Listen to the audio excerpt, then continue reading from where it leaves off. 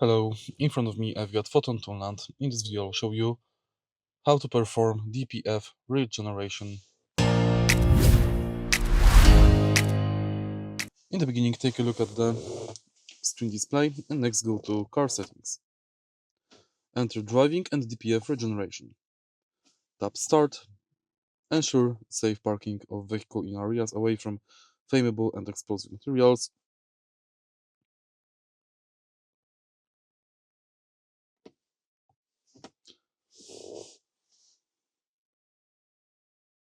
Now match those conditions and then go Confirm. If you find this video helpful, please leave like, comment and subscribe.